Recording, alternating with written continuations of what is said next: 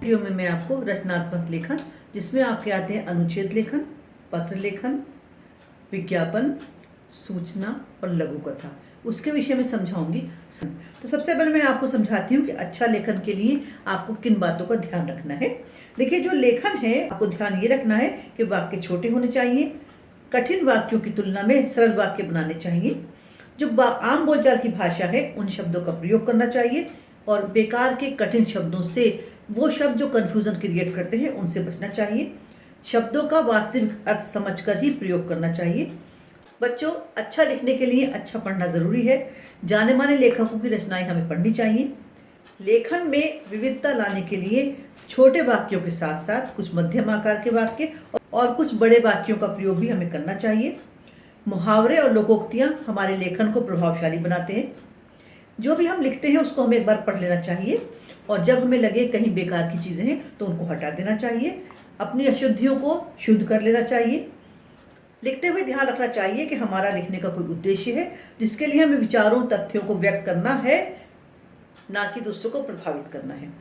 एक अच्छा लेखक पूरी दुनिया से लेकर आसपास की घटनाओं को और समाज को गहरी पकड़ में रखता है, यानी हर चीज़ के बारे में गहराई से अध्ययन करता है। हर चीज़ को वो इस तरह से देखता है जिसमें से उसे अपने काम का मैटर मिल जाता है। अच्छे लेखक को तथ्य जुटाने और किसी विषय पर बारीकी से विचार करने का धैर्य भी होना चाहिए, यानी जल्दबाजी नहीं करनी चाहिए।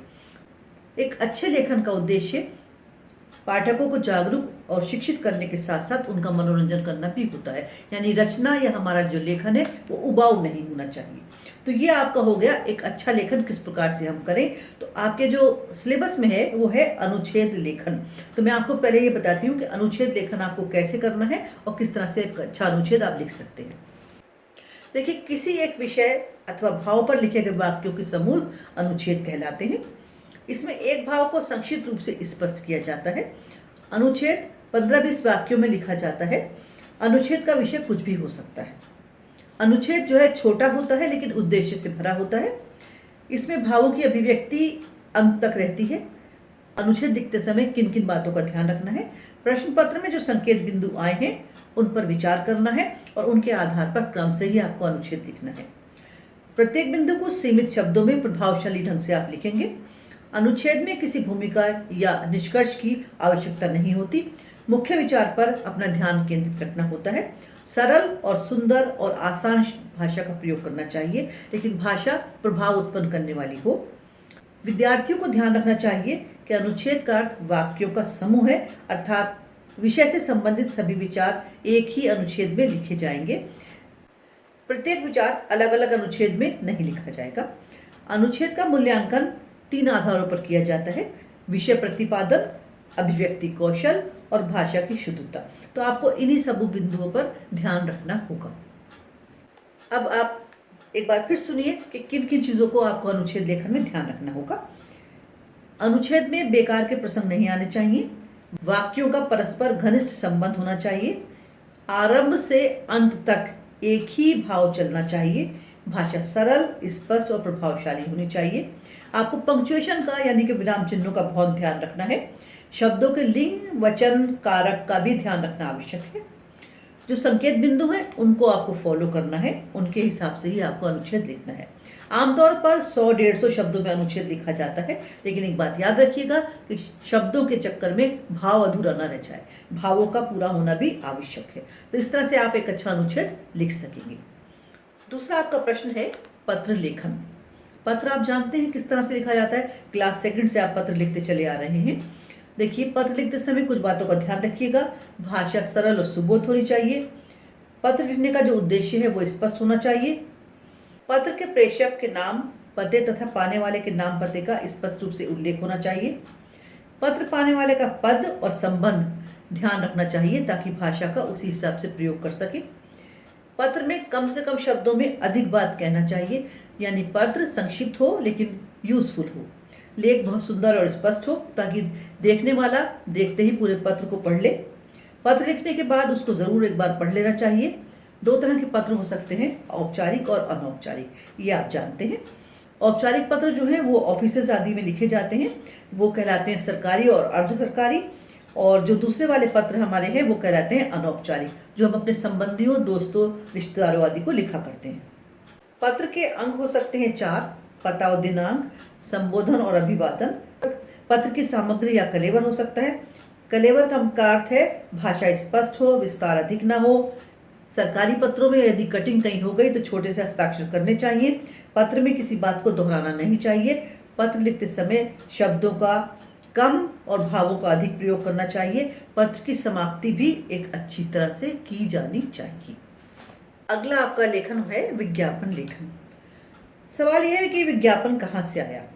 तो विज्ञापन शब्द अगर हम कहें कि 2 शब्दों से बना है तो बहुत अच्छा रहेगा। वि और ज्ञापन, यानी वी का अर्थ है विशेष और ज्ञापन का अर्थ है ज्ञान कराना। तो ज्ञान कराना या सूचना देना।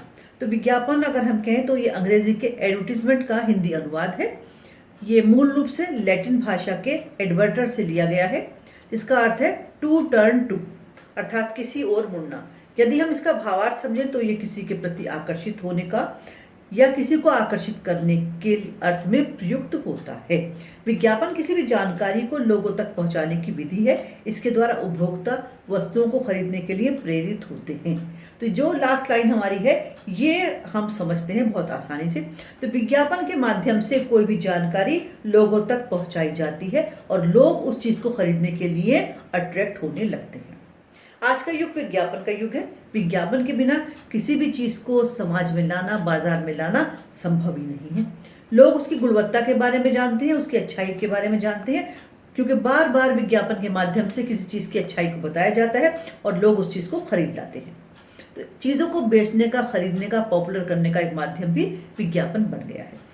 विज्ञापन बनाते समय या विज्ञापन के प्रश्न को सॉल्व करते समय आपको किन बातों का ध्यान रखना है, ये बातें आपको याद होनी चाहिए।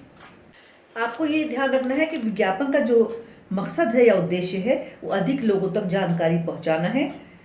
टीवी चैनल, समाचार पत्र, पत्रिकाएं इन्हीं विज्ञापनों से भरे रहते हैं। विज्ञापन जो है वस्तु के विशेष गुणों की जानकारी देता है, जिससे उपभोक्ता उसकी तरफ आकर्षित होता है और अपने बजट के अनुसार कोई चीज़ खरीद लेता है। विज्ञापन बनाते समय आपको विशेष सावधानी रखनी है, जैसे विज्ञापन का रंगीन चित्र बड़ा व आकर्षक हो। वस्तुओं की विशेषताओं के बारे में अवश्य लिखना चाहिए, जैसे टिकाऊ, सस्ती, बेहतर, छूट आदि।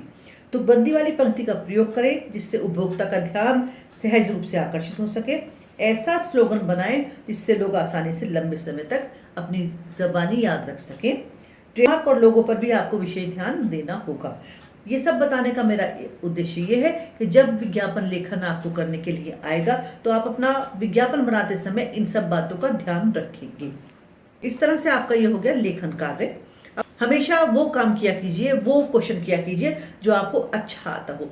कठिन है या इजी है इस पर विचार मत किया कीजिए। कठिन हो और आपको कम अच्छा आता हो तो उस प्रश्न को सॉल्व कीजिए जो आपको अच्छा आता है, चाहे इजी भी हो। प्रश्न आपने कठिन किया है या आसान किया है, इससे आपके नंबरों का कोई लेना देना नहीं है। आप सही करते हैं उसी के नंबर आपके पास आते हैं। पेपर को क्रम से किया कीजिए। जितने प्रश्न पूछे जाएं बस उतनों का ही उत्तर दें। इसके लिए सबसे पहले पेपर को बहुत ध्यान से पढ़ लीजिए। पेपर पढ़ने का समय हमें अलग से दिया जाता है। हमें से मेरा मतलब है स्टूडेंट्स को दिया जाता है। आप कितना भी अच्छा करें लेकिन शुरू के ही प्रश्न चेक किए जाते हैं। अगर आपने 2 पूछे गए हैं और 3 कर दिए तो थर्ड वाला आप जितना भी अच्छा करें फर्स्ट 2 चेक हो जाएंगे और थर्ड वाला चेक नहीं किया जाएगा। तो कोशिश कीजिए जो आपको आते हो वही उन्हीं प्रश्नों के उत्तर नंबर 1 और नंबर 2 पे करें।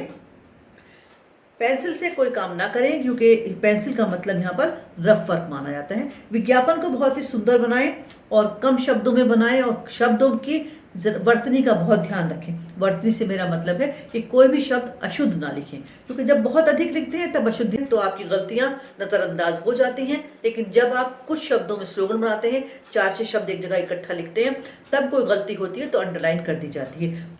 अनुच्छेद में जो भी विचार बिंदु दिए गए हों उनको जरूर फॉलो करें। उनके पालन करने से आपका मैटर अच्छा लिखा जाता है।